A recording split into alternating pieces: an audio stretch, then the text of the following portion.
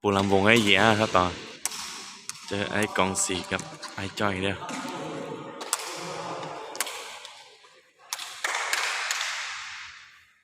สบาย2-0บวกข้าม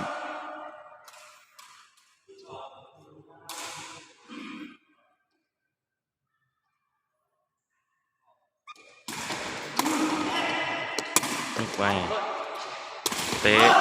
ะเสียนะค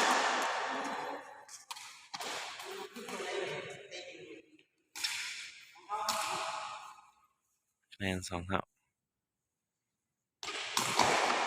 ซ้ายวนมาเตะ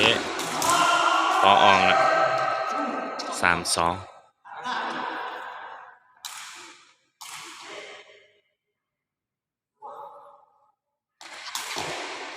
เสิร์ฟเสียคะแนนอยู่ที่3 เท่าจนเสิร์ฟไป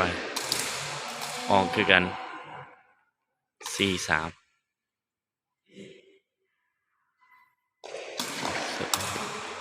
เกิดขึ้นเตะหายเลยนะลูกนี้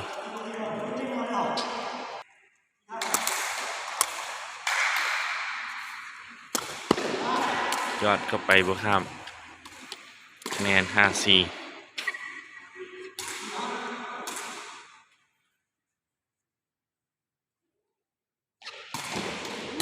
มายังได้เสยเหยียเตะดีขึ้นกันนะคะแนน6-4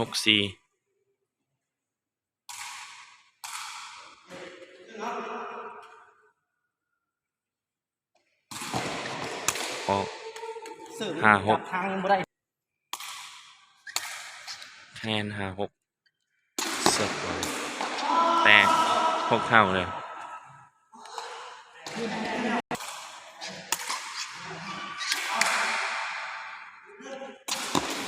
เสิร์ฟเสีย7-6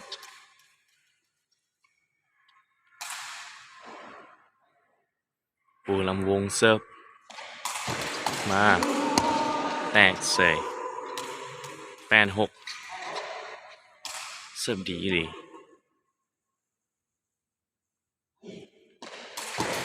บอกข้ามดูนี่7-8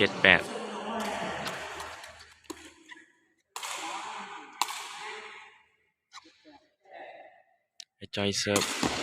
ไปต่ออ่องแล้ว9-7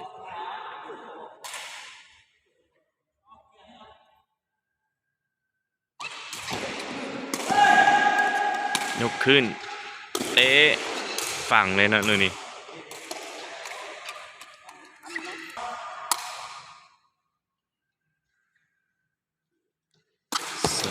เสียนี่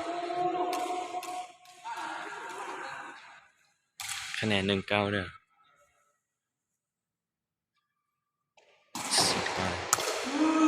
ต่ออ้อตาคะแนน90นะวงขึ้นเหยียดเตะหายเลยนี่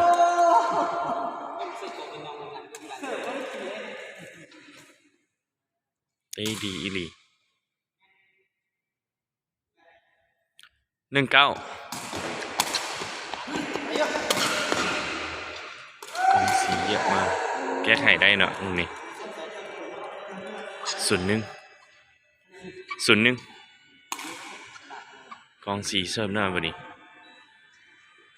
หลังตีนเหยียดเตะ2-0ไปแล้ว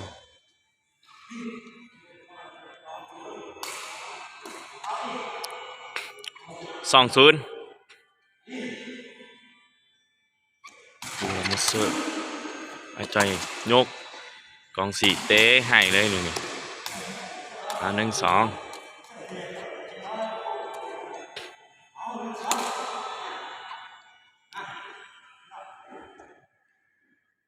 หลังตีนเข้าไป ะไกลต่ออ่องน่ะ2 เท่าวันเดียวเกมเลยเด้อ